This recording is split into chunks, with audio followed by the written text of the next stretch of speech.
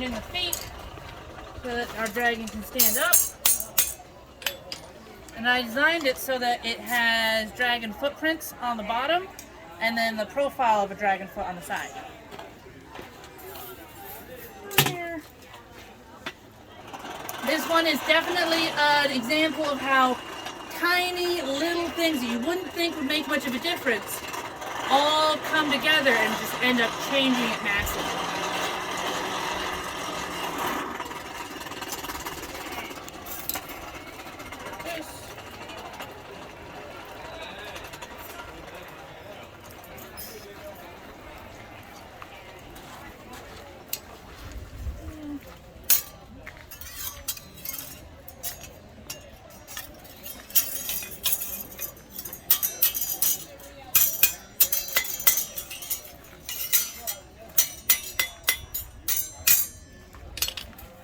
A little bit more on that leg.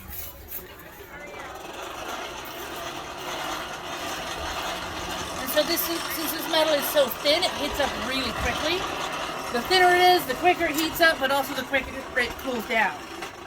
So metal like this, I've got a couple of seconds to work with it before it's too cold.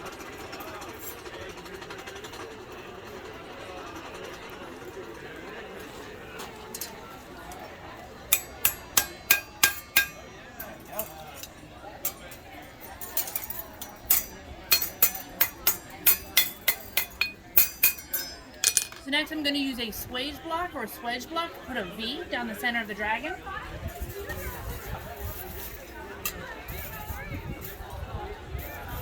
Here. And we're going to be using a straight peen hammer. So this is called a straight peen hammer because it comes to a point that goes straight up and down. This is a cross peen hammer because it comes to a point that goes across. This is also a cross peen hammer. But so if this is a straight peen and this is a cross peen, what do you think this one's called? It's a ball peen hammer because it's got a ball on the end of it. And blacksmiths are so imaginative at naming things. So we're going to be using the swage block. So this block has all these different shapes in it. We're basically going to be using it as a mold to hammer our metal into and shape it. I'm going to grab this. Again, we want the bright orange, bright yellow color. That's about 1,600 degrees.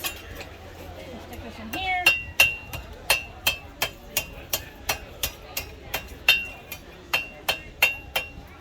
And look how much that has already changed how the dragon looks. Alright, so next I'm going to do a little bit of rounding on the belly and the legs. Put that in there. And we are going to be using a little wooden swage block for that. Just going to soak in water for a couple seconds so that it doesn't just immediately catch on fire when I hammer the hot metal into it. Because if you don't have the money for a big, nice, big swage block, just make someone out of scrap wood.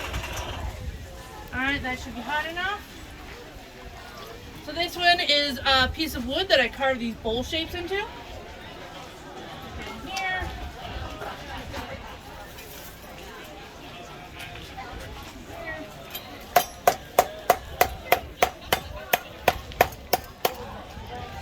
So there I was just hammering in to adding a little bit of dimension to the belly and the leg.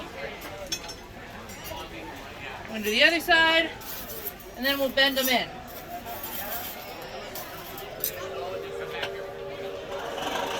Crank it some more, and we're cranking with the coal forge.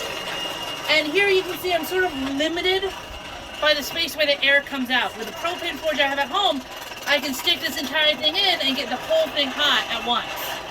As opposed to here where I sort of have to piecemeal it. There we go.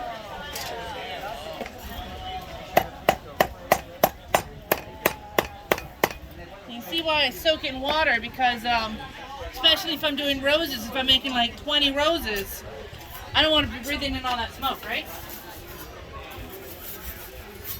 Here. Crank it some more. So we're going to bend in the belly and then we'll bend down the head and do the wings. So we're about halfway done with this dragon.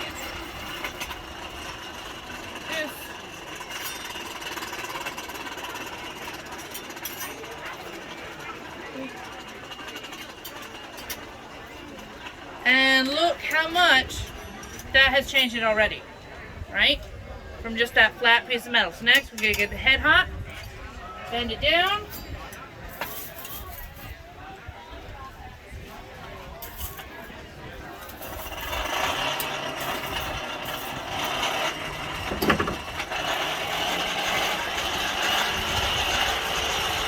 And so this is a great example of combining traditional and modern methods of blacksmithing.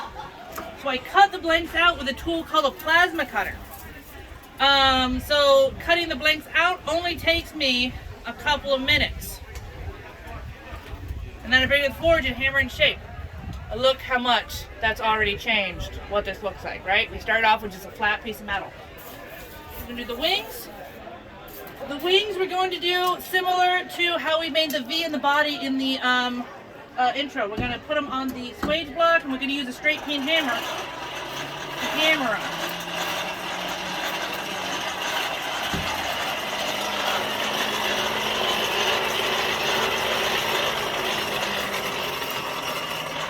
I have to be careful I don't get this too hot because I can really easily burn this thin metal.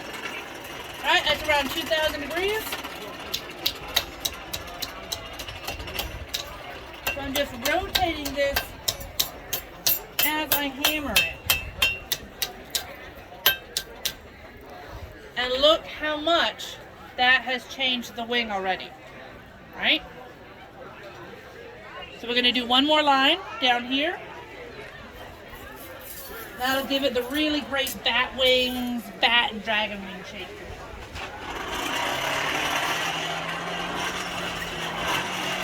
Now you can see it's gone from that silver color we first put it into this black.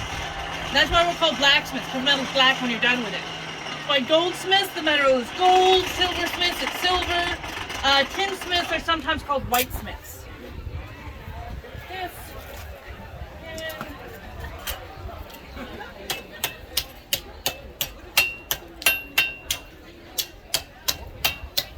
And we're really letting, with this stuff, we're letting the hammer do all the work for us. And look at the difference between those two wings, right? Adding just two lines completely changes what it looks like. The last wing, and then the tail, and this dragon's going to be done. Yeah.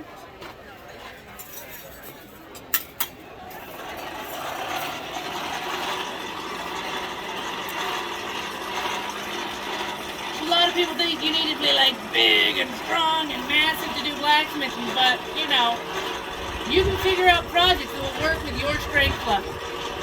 Does it help to be big and strong? Yeah. Is it necessary? Nope, not in the least. Getting this hot.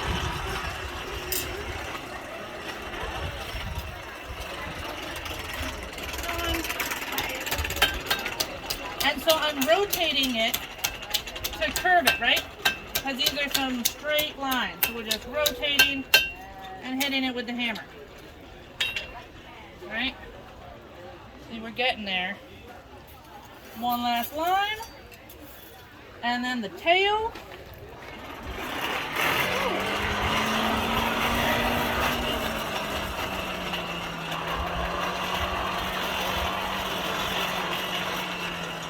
That's about right. And here.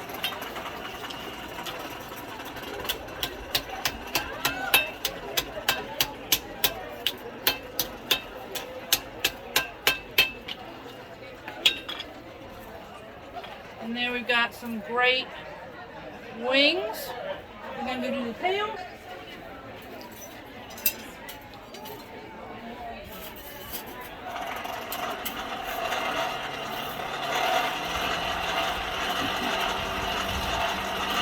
So for the tail, again, we're going to grab just a pair of pliers.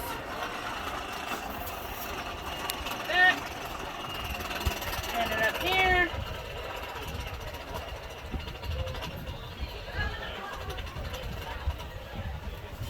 And there we got ourselves a metal dragon. Now, it's still one hot dragon because we can see it's still hot enough to boil water on contact. But after just a second in the water, it's cold enough to touch, even though it's just over 1,000 degrees. Got a metal dragon.